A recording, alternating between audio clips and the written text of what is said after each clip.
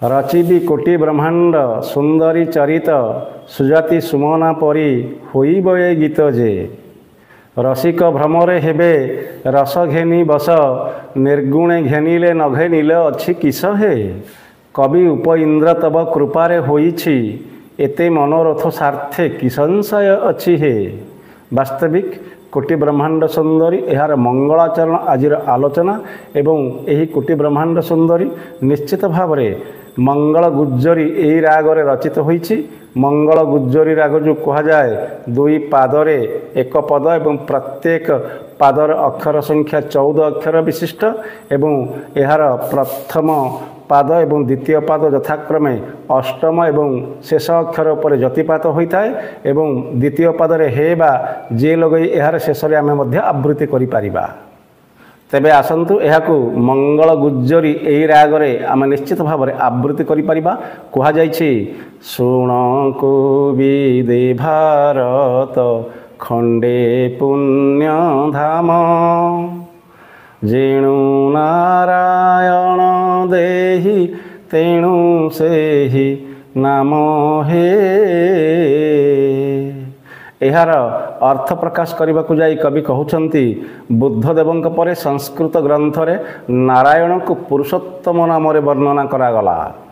यही अर्थरे श्री जगन्नाथ को निश्चित भाव में पुरुषोत्तम मध्य कहा जाए एवं कालक्रमे यही पुरुषोत्तम शब्दटी अपभ्रंश होई पुरी नाम मध्य नामित हैला।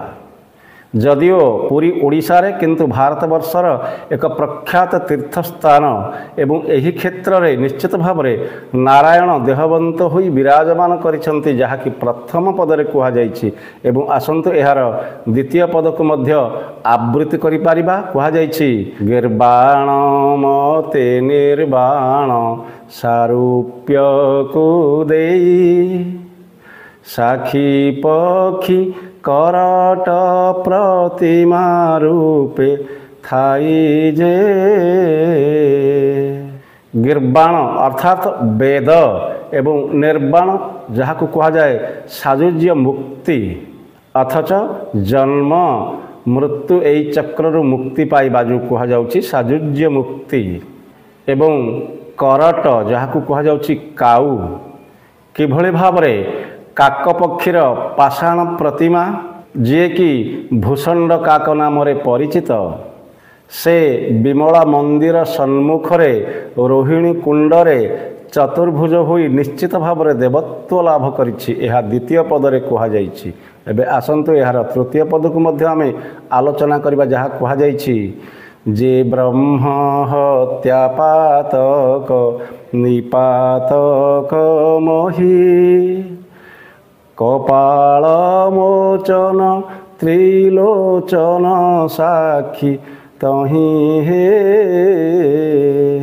निपातक अर्थात नाशकारी कपाल मोचन कहा जाए कपाल मोचन लागिथिबा कपालरू खसी पड़िबा एवं कहा जाइछि महादेव शिव अत्यंत क्रोध परवश एक ब्राह्मण को चापुड़ा मारी हत्या करथिले एवं क्रमशः से ब्राह्मण को मस्तक शिवं हाथ लगी रहिला एवं शिव तीन पुर बुली बुली शेष श्रीक्षेत्र को आसिले जहाँ फल कि श्रीक्षेत्र में शिवं हस्तरू यही ब्राह्मणकर मुंड निश्चित भाव में खसी जाइथिला। आउ एथिपाई कहा जाइछि कपाल मोचन त्रिलोचन साक्षी जही हे। चतुर्थ पदरे पुनर्बार कहा जाइछि आशी काशीश्वर वास कले एहा जानी अन्य क्षेत्र मानकर ए मौड़ मणि हे। अथच भारतवर्षरे असंख्य पुण्य क्षेत्र मान विराजित मात्र सेमानक मध्यरे श्रीक्षेत्र श्रेष्ठतम जानी काशीश्वर एठारे वास करुअछन्ति। पंचम पदरे कहा जाइछि एणु क्षेत्र नरेन्द्र पदत संभाविता विनाशे भुजंग दोष ताकू केते मात्र हे। क्षेत्र नरेन्द्र अर्थात क्षेत्रराज भुजंग अर्थात सर्प बा साप एही क्षेत्र सबु क्षेत्र मानक उपरे राजा एपरी क्षेत्र पापनाश करिबा किछि बड़ कथा नुहे। गुणिया जेभଳି भाବରେ सापर विष को छड़ाए तापाई अत्यंत सामान्य काम ठीक मनीषर पाप छड़ाइबा एही क्षेत्र पक्षरे सेहीपरि सामान्य काम। अविद्या विषम आसी विषघाती जने ज्ञाना ज्ञाने पराधीने से स्थाने गमने हे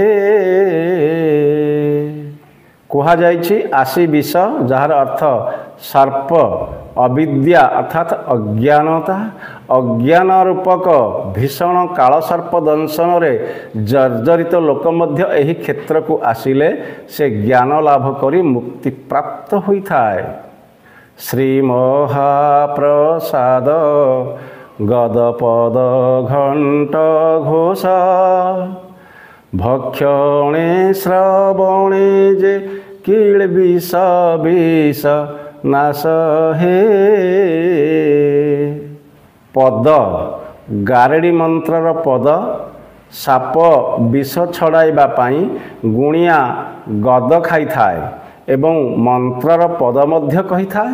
ठीक एई भली भावरे पुरी रे श्री महाप्रसाद होउची गद एवं मंदिरर घंट ध्वनि होउची पद। अतएव महाप्रसाद को सेवन करिबा एवं श्रीमंदिर रे घंट ध्वनि को सुनिबा जहा फल रे कि पाप विष मध्य खालित होई जाई थाए। एई भली भावरे पाप एवं विष पाप रूपक विष यह मध्य दूर होई थाए। उन्नत प्रासाद राजा पताका उड़ाई ए प्रदेशे समवर्तीपण नाही नाही हे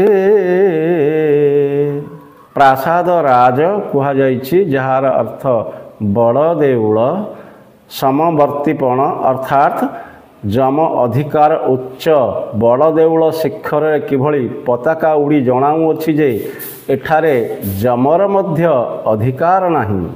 बट राजा शाखा घेनी निगम साक्षात पाप ताप पशुनाश सुकर्म उदित हे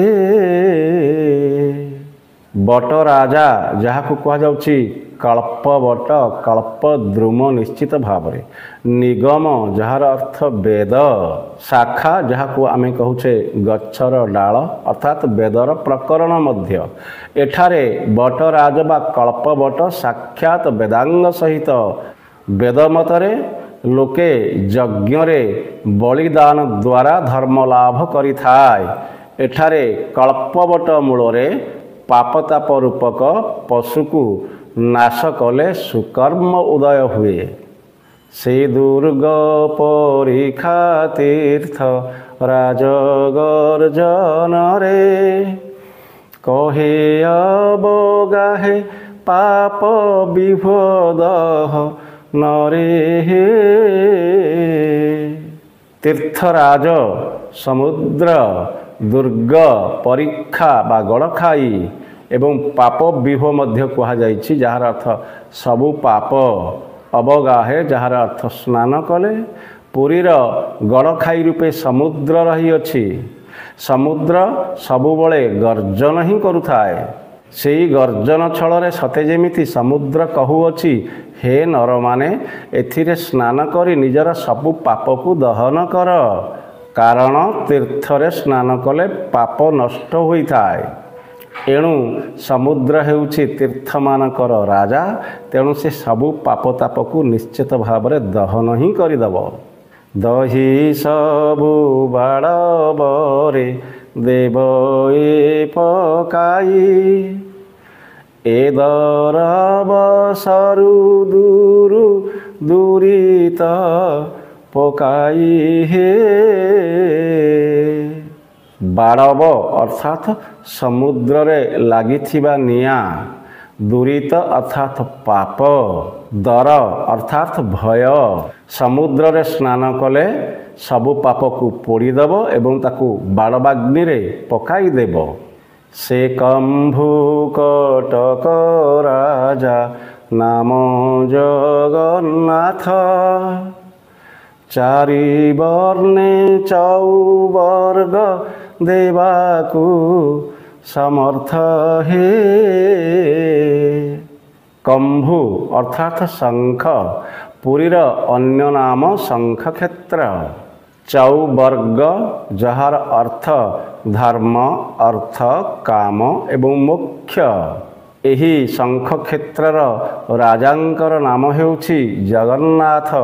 से चतुर्वर्ण जो कहा जाउछि, चारि वर्ण ब्राह्मण, क्षत्रिय, वैश्य एवं शूद्र, एही चारि वर्ण को चौवर्ग फल प्राप्ति दियंती, जहाँ को कहा जाउछि धर्म, अर्थ, काम एवं मोक्ष।